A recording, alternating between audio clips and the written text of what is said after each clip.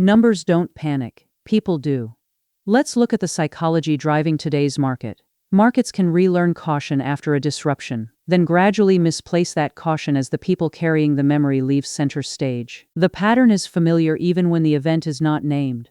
Shock raises vigilance, routines harden, and participants suddenly remember risks they had been willing to ignore only weeks earlier. Then time does its quiet work. The emergency fades, surviving rules become background habit, and the living emotional authority of the lesson starts weakening before the underlying vulnerability necessarily disappears. That does not mean the crowd forgets the story entirely. Files remain, books remain, and oral warnings remain. But remembered facts are not identical to remembered danger inside decision-making. A market can keep the narrative while losing the visceral caution. Once that happens, claims of structural change begin sounding more persuasive because fewer active participants still feel the old boundary directly. So the opening question is not whether the past vanishes. It is why collective risk discipline can fade even when the historical lesson still exists in plain sight. At the problem level, we see caution surge after disruption and then thin over time. Standards loosen, confidence returns, and previously unthinkable exposures start sounding merely inconvenient rather than dangerous. Part of that shift is rational. Conditions can improve, regulation can change, and institutions can learn. The difficulty appears when changed confidence is attributed entirely to changed reality. Sometimes what really changed was the participant base. The people making today's decisions may not carry the same scar tissue as the people whose behavior was shaped by the earlier shock. That matters because lived experience does more than store information. It changes salience, emotional weight, and the speed with which a person notices a familiar risk pattern returning. A person who endured a disruption firsthand often treats warning signs differently from someone who inherited the lesson as abstract history. One remembers pressure, the other remembers a case study. As more decision-makers belong to the second group, aggregate caution can fade without any formal declaration that the old lesson no longer matters. Composition alone can move the culture. To understand the mechanism, distinguish historical knowledge from experience-based learning. Knowledge can be taught verbally, while experience often changes thresholds of attention, tolerance, and disbelief in a more durable way. Experience-based learning is powerful because it reorganizes what feels plausible.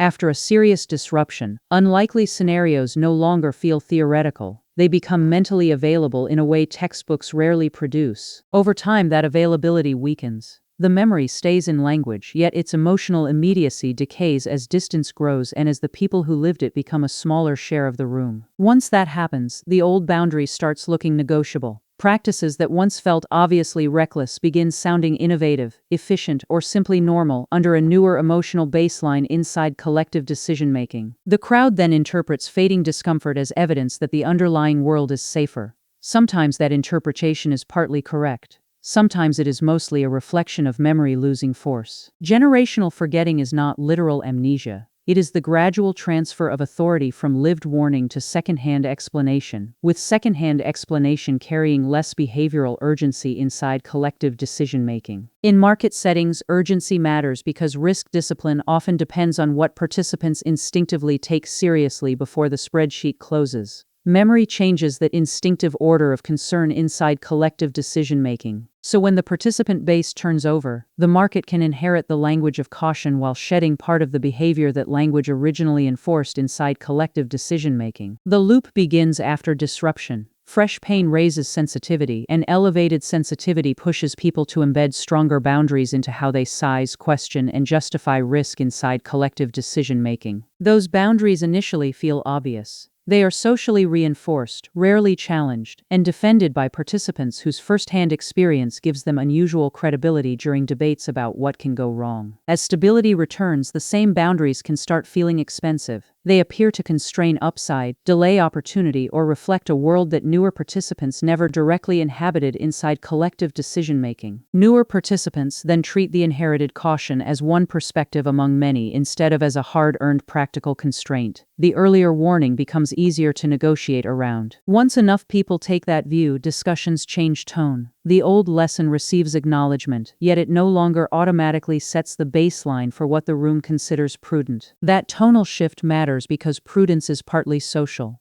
If the room's emotional reference point moves, decisions that once seemed clearly aggressive can start sounding balanced or overdue. The stronger the turnover, the easier it becomes to say this time is different. The phrase may sound analytical, yet it can also signal that memory itself has lost bargaining power. This does not require deception. Participants may sincerely believe conditions have changed because the psychological comparison set in their minds no longer includes the prior disruption with full force. As that belief spreads, caution thins further. Less resistance invites bolder positioning, and bolder positioning normalizes the very confidence that memory decay initially made easier to tolerate inside collective decision-making. So the market can unlearn part of a lesson socially before it disproves the lesson analytically. Behavioral distance arrives earlier than definitive evidence that the old risk has disappeared. Notice the feedback loop. Fading memory lowers salience. Lower salience weakens boundaries. Weaker boundaries normalize confidence, and normalized confidence further marginalizes the participants still arguing from old scars. That is why the mechanism can persist even inside sophisticated institutions.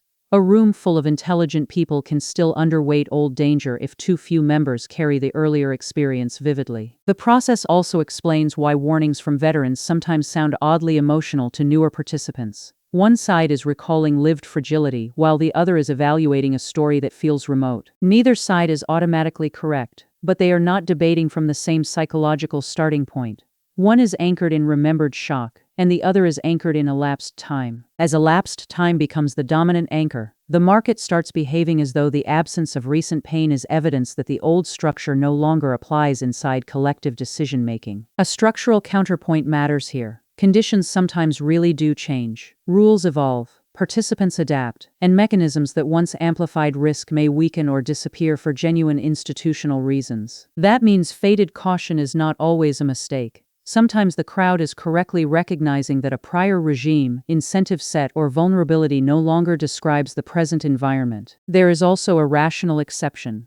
New participants can bring better tools, broader data, or updated structures that deserve more confidence than the historical memory alone would permit. The limitation is that memory decay is hard to measure directly. We can observe turnover and tone, yet separating genuine structural improvement from fading scar tissue is rarely clean. Another boundary is that psychology is not the whole story. Liquidity conditions, regulation, leverage, and market design still shape outcomes, so memory effects interact with structure rather than replacing it. That is why this framework should not be treated as a prediction engine. Fading caution does not tell you when risk will matter again or how markets will react if it does. It only explains why confidence can grow for reasons that are partly sociological.